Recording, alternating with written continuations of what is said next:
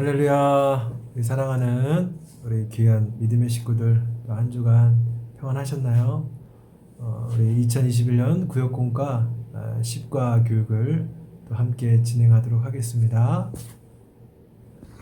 네, 10과 진행할 때 우리 먼저 구역원들과 함께, 구역 식구들과 함께 지난 한 주 동안 하나님께서 주신 은혜와 사랑, 또 감사에 대한 제목들을 함께 나누고, 또 삶 속에서 또 하나님께서 정말 우리에게 말씀을 통해서 주신 것들, 귀한 은혜들을 우리 마음껏 나눠보는 시간을 갖도록 하겠습니다. 우리 구역장님들은 특별히 이렇게 나눔을 진행할 때 우리 모든 구역 식구들과 구역들이 동일하게 대화를, 이렇게 자신의 삶을 나눌 수 있도록 충분히 시간을 배려해 주시기를 부탁드립니다. 같이 함께 또 찬송가로 또 영광을 돌리시길 바라고요. 우리 말씀 들어가기 제가 함께 또 읽어보도록 하겠습니다. 사람은 쉽게 변하지 않습니다. 기질과 성향도 좀처럼 바뀌지 않습니다. 설령 신앙을 갖는다 해도 성향을 바꾸기는 쉽지 않습니다. 다만 신앙은 자신과 세상을 바라보는 관점을 바꾸어 갑니다. 자신의 능력과 신분으로 평가하지 않고 하나님의 자녀라는 정체성으로 평가하며 이웃을 수단이나 경쟁자로 보지 않고 동역자이자 하나님의 형상으로 바라보게 됩니다. 이러한 관점의 변화는 세상에서도 우리가 하나님의 나라의 백성으로 살아가게 만들어 줍니다. 여러분, 믿음이란 무엇입니까? 믿음은 우리가 보는 것들, 우리의 시선으로 보여지는 것들을 하나님의 마음으로, 또 성경적 관점으로 해석하여서 받아들이는 겁니다. 이것을 흔히 이제 기독교 세계관이라고도 부르는데요. 이렇게 관점이 바뀌고 세계관이 바뀌면 그때 비로소 삶이 바뀌게 됩니다. 여러분, 절대 우리의 믿음이 들어가 있지 않고 우리 믿음을 통한 세계관, 기독교적 세계관과 관점이 바뀌지 않으면 절대 하나님 자녀다운 삶, 성도의 삶을 살아갈 수가 없어요. 내면 안에 아무런 변화가 없는데, 그죠? 아무런 그 믿음을 통한 주님을, 예수 그리스도를 영접함으로 얻게 되는 놀라운 그 폭발적인 은혜, 또 그로 인한 믿음이 생겨나지 않는다면 절대 이런 기독교적인 가치관과 세계관이 생겨나지 않는다라는 것입니다. 그래서 여러분들이 정말 신앙생활을 할 때 참 기도해야 될 것이 무엇이냐면, 모든 주님의 말씀을 믿음으로 받아들이고 또 이 믿음으로 갖고 하나님의 관점으로 이 세상에 있는 문제들을 바라볼 수 있는 그런 시각을 키워야 된다는 것입니다. 그러기 위해서 더욱더 하나님의 말씀을 더욱더 알아가는 게 중요합니다. 그죠? 하나님의 말씀을 알아가고 우리 하나님에 대해서 어떤 분인지 알아가면 알아갈수록 내가 이 세상에서 보는 것들을 주님의 마음으로, 주님의 뜻으로 해석할 수 있고, 그것을 그러면 어떻게 됩니까? 그러한 삶, 주님을 닮아가는 삶을 살아갈 수가 있다라는 것입니다. 자, 그럼 오늘 십과 변화시키는 하나님, 창세기 32장 24절부터 32절까지의 본문을 저와 함께 같은 한 목소리로 하나님의 말씀을 봉독하도록 하겠습니다. 함께 같이 한번 읽어볼게요.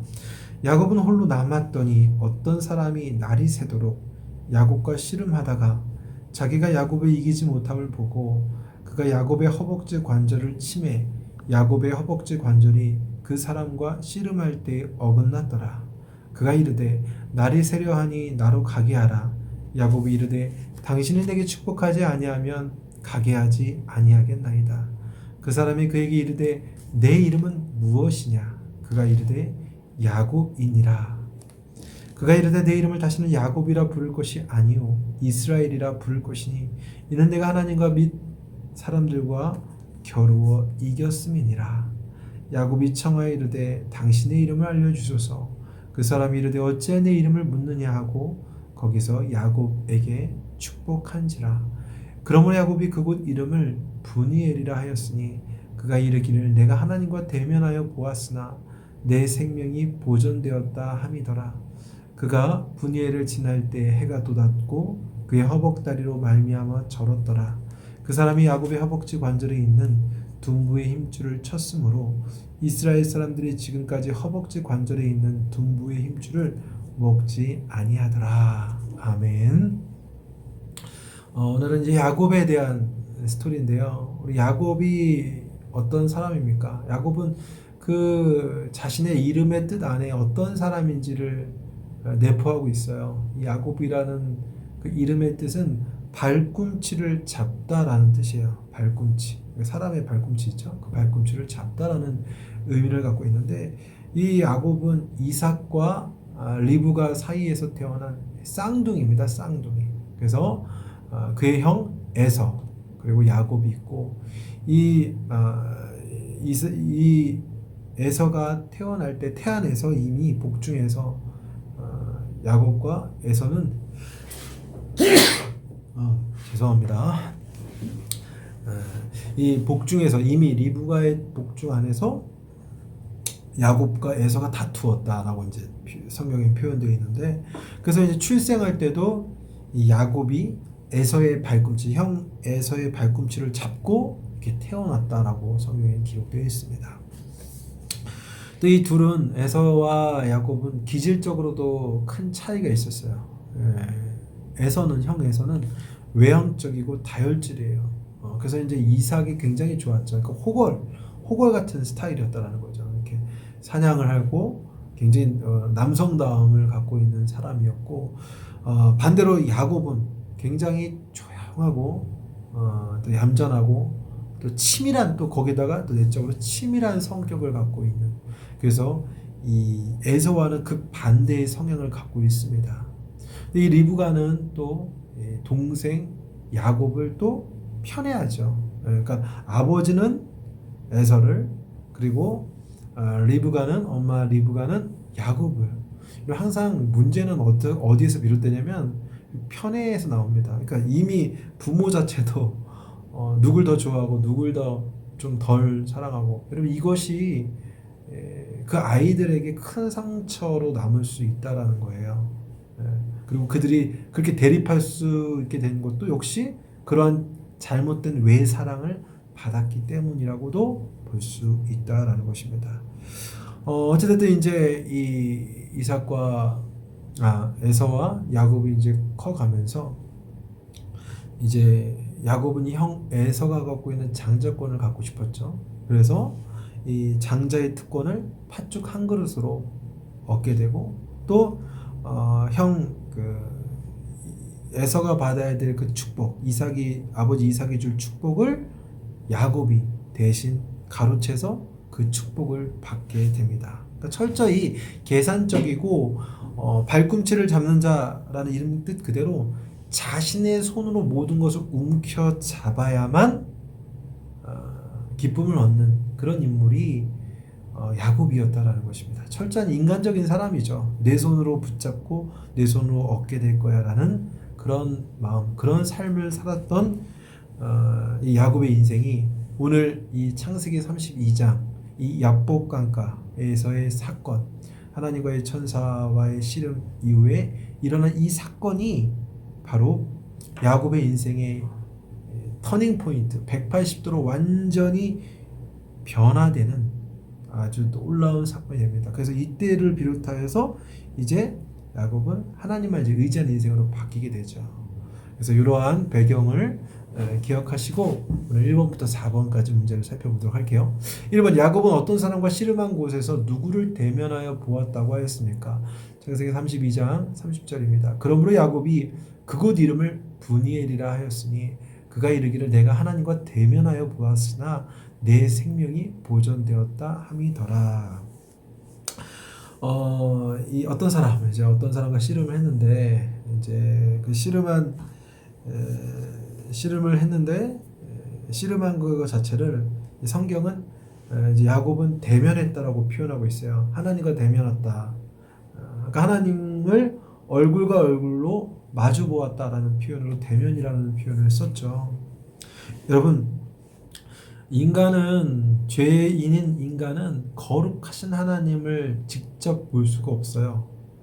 보게 되면 죽습니다. 성경에도 그렇게 기록되어 있고, 그렇죠? 빛이신 하나님, 그리고 공의로운 하나님, 거룩하신 하나님, 그 거룩, 완전히 거룩으로 가득 찬 그 하나님을 정말 죄로 가득 찬 우리 인간이 보면 즉사라는 거죠, 즉사. 근데 이 야곱은 그런 하나님을 대면하였지만 생명이 보존받은 큰 은혜를 얻게 되었다라는 것입니다.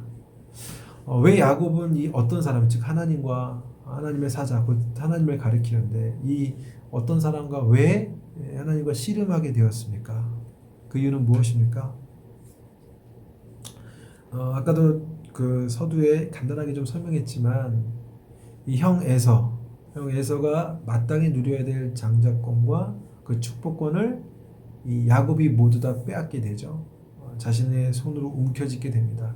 그러니까 형 에서가 어떤 사람이에요? 불같은 사람이죠. 다혈질 같은 사람이니까 이 뭐 동생을 뭐 죽이려고 되겠죠. 그러니까 리브가가 이제 저기 삼촌 라반, 야곱의 삼촌뻘이 되는 외삼촌뻘 되는 라반에게 바로 보내게 됩니다. 밧다아람으로 보내게 되죠.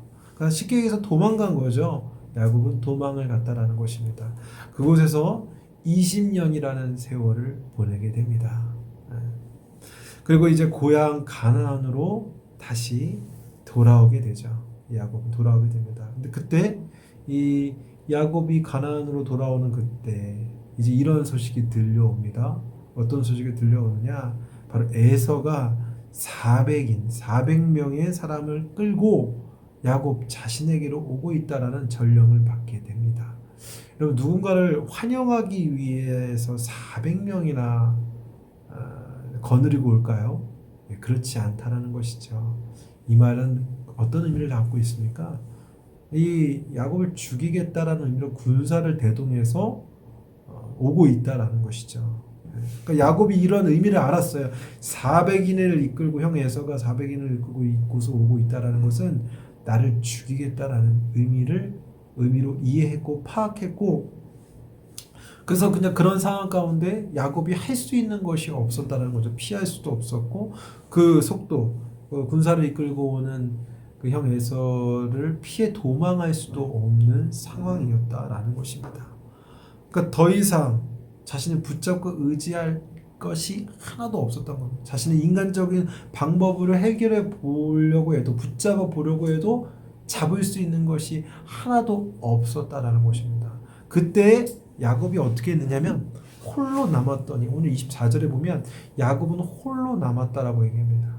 이제 혼자만 남았다라면 아무것도 붙잡을 수 없는 텅 빈 그 공간에서 누구를 만나게 됩니까? 하나님의 사자, 즉 하나님을 만나게 되었다라는 것입니다. 그리고 그 하나님과 씨름을 하게 되죠. 씨름을 하게 됩니다. 씨름의 의미를 이제 호세아서에서는 기도로 표현하고 있어요. 애쓰며 기도한 것으로 표현하고 있는데, 그러니까 씨름하여 이렇게 그 몸을 붙잡은 거잖아요, 이죠?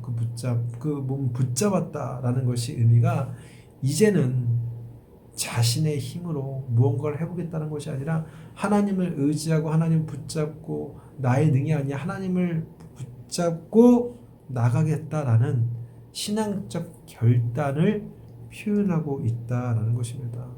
이제는 나를 붙잡고 나를 의지하며 살아가는 것이 아니고 하나님만 붙잡고 하나님만 의지하며 살겠습니다라는 변화의 사건이었다라는 것이죠.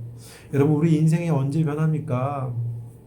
하나님을 만날 때, 우리가 하나님을 우리 인생 가운데 만나고 그분을 나의 전부로, 나의 전능하신 하나님으로 붙잡고 의지할 때 여러분, 인생이 변화하게 된다는 것입니다. 그것이 변화의 기점이다라는 것이지요. 자, 2번입니다. 하나님은 야곱의 이름을 어떻게 바꿔주십니까? 32장 28절, 그가 이르되 내 이름을 다시는 야곱이라 부를 것이 아니요 이스라엘이라 부를 것이니 이는 내가 하나님과 및 사람들과 겨루어 이겼음이니라. 아멘. 이제 하나님께서는 야곱의 이름을 이스라엘로 바꿔주십니다. 이스라엘. 여러분, 이스라엘이라는 그 뜻은 겨루다, 싸우다라는 의미를 갖고 있습니다. 그래서 겨루어 이겼다라고 이제 말씀에 되어 있는데, 그러니까 여러분, 단순하게 이 야곱이 하나님과 대항해서 싸웠다라는 뜻이 아니라 뜻이 아니에요. 그런 뜻이 아닙니다. 여러분 생각해 보세요. 인간이 피조된 인간이 그 우주에서 티끌도 안 되는 그 인간이 전능하신 하나님 창조주 하나님과 대항하여 싸울 수가 있을까요? 말도 안 되죠. 불가능한 일이죠. 가당치 않는 일이죠.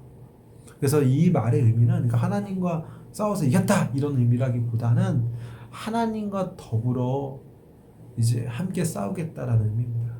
하나님과 함께 하니까 싸워 이길 수 있다라는 의미다라는 것이죠. 이제는 나의 도움, 나의 힘으로 싸웠던 인생이 이제는 하나님의 도움을 받아 하나님과 함께함으로 내 인생에 오는 여러 가지 문제를 싸워 이기겠다라는 의미를 담고 있었다라는 것입니다.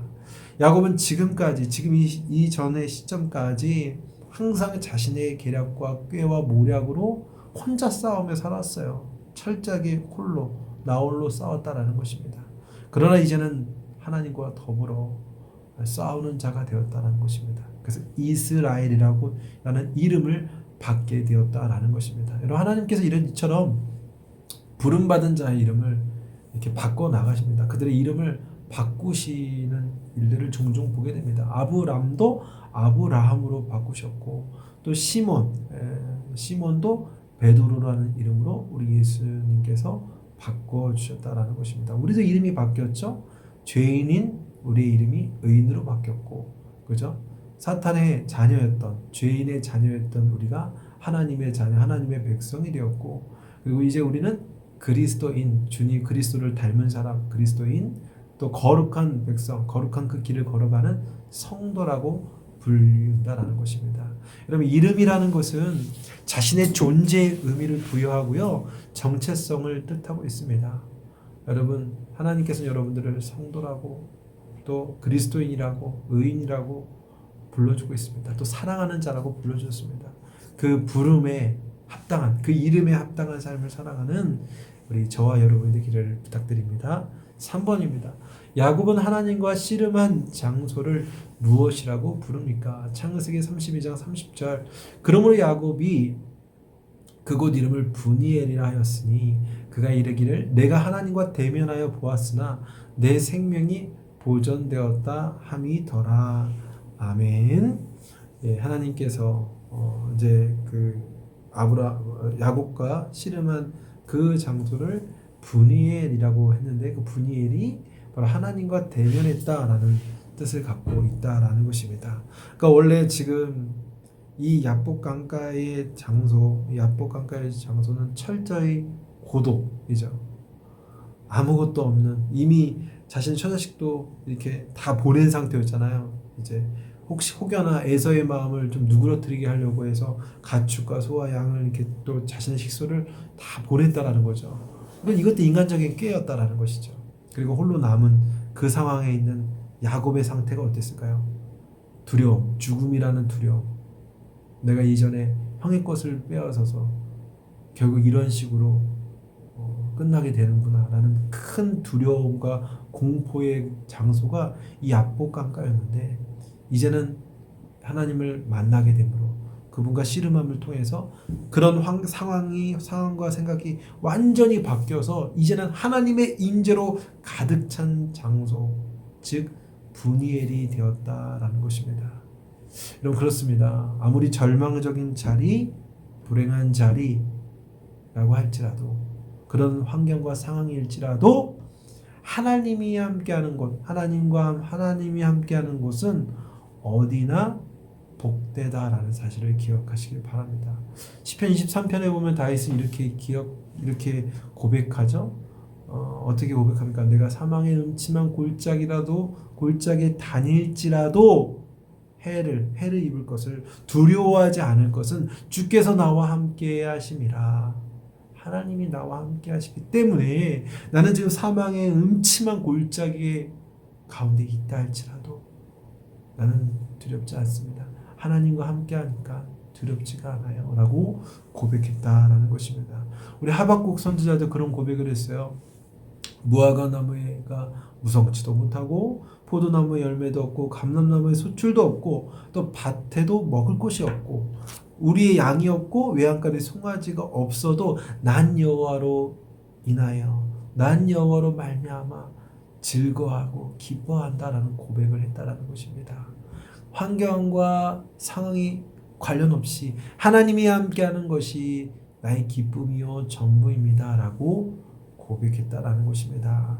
여러분 그렇습니다. 우리가 여러분의 삶 가운데 내가 있는 그 곳이 절망적이고 희망이 없는 그러한 상황, 그러한 장소이라고 할지라도 주님이 함께 해주시면, 임마누엘 해주시면 그것은 다시 소망의 장소, 다시 일어설 수 있는 장소, 그리고 하나님의 임재를 통한 영광과 은혜를 경험하는 장소가 된다는 사실을 기억하시면서 항상 하나님과 함께 하심을 구하기를 축복합니다.